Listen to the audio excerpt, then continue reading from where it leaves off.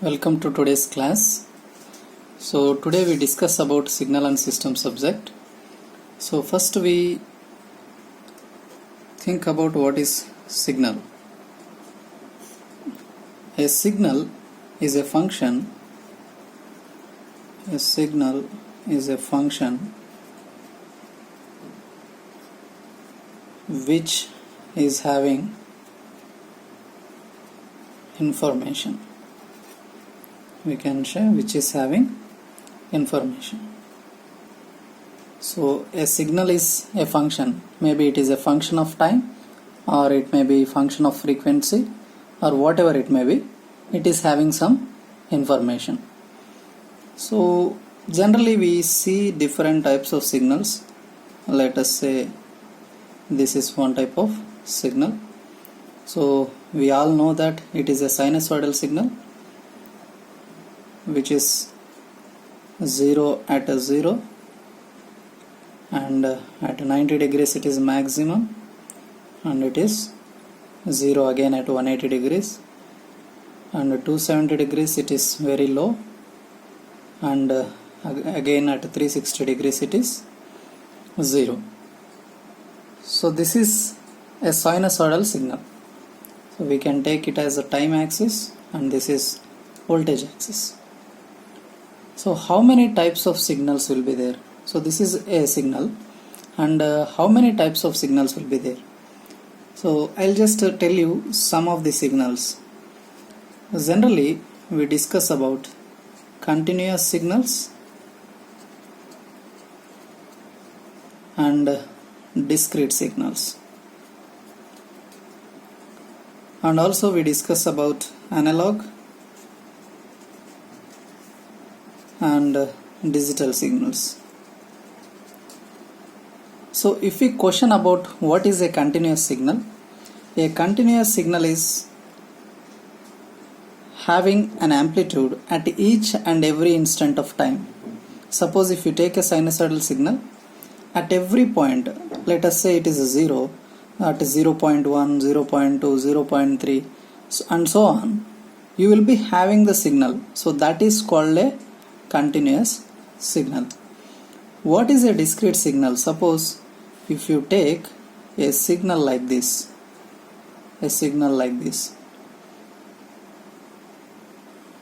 it is, let us say it is at 1, it is at 2, and it is at 3. This is time axis. Let us say it is time in seconds.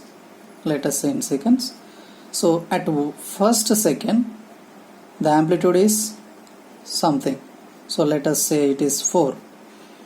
So from second 1 to second 2 there is no another amplitude, there is 0.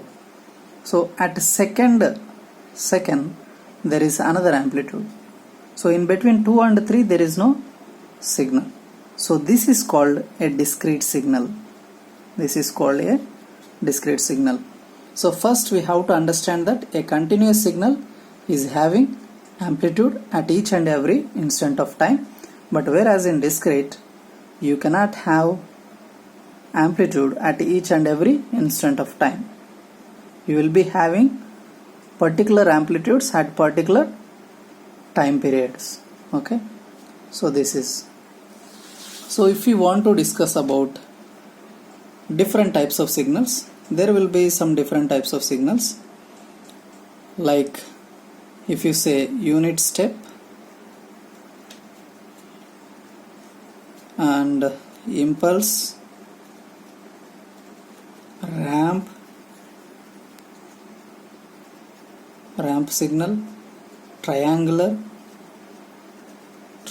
signal, and even we can say exponential signals, parabolic signals, and so on. Okay, so how the unit step will be? If you want to know about unit step, how it will be? So the function, suppose if you want to write a function, so first we said that a signal is a function, right? We said that a signal is a function. So if you want to write function, So if we take f of t, okay, so how we can write a unit step signal is, so you can write u of t also, that is u of t, that is equals to, we can write it is equals to 1 at t greater than or equals to 0. Okay, it is equals to 0 at t less than 0. So that means we can simply draw a unit step signal. So if I want to draw a unit step signal, so this is 0, this is time axis, this is amplitude.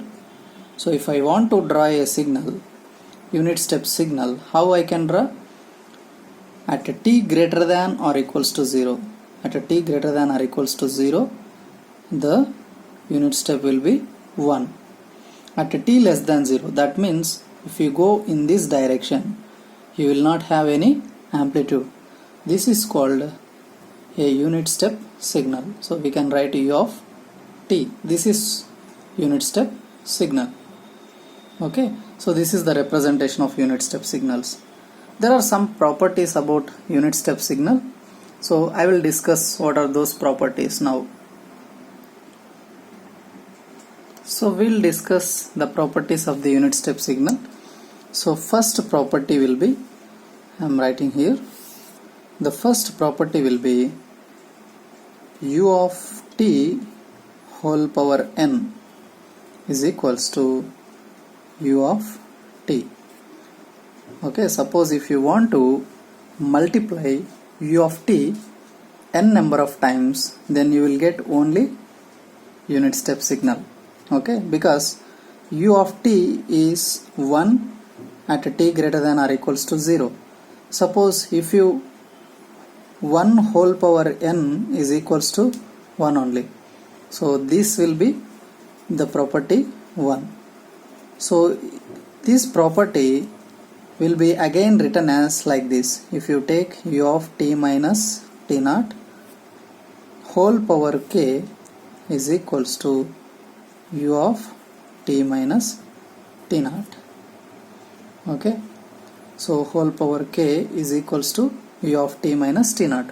Suppose if you multiply this u of t minus t naught in k number of times, then you will get the same function u of t minus t naught. The second property, if you go for the second property, the second property is u of at is equals to u of t. That means if you try to do the time scaling here, there are some properties. I will tell you what are the properties, what we can apply on the signals. Different operations what we can perform on the signals will be like time scaling and time shifting, time reversal, like this. So if you do time scaling of the unit step function, then you will get the unit step function only.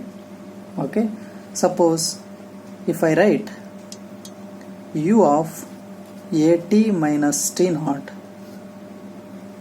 then we can take here a as common, u of a t minus t naught by a, we can take like this.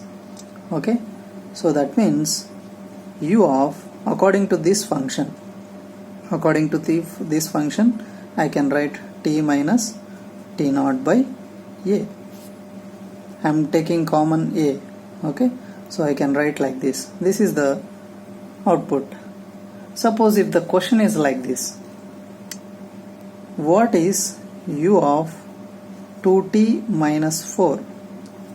If they ask the question like this, what you will write?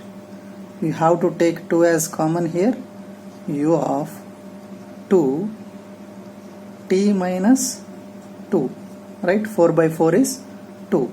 So therefore that is equals to, what happens?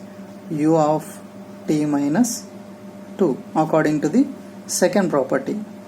So this is time scaling is not applicable to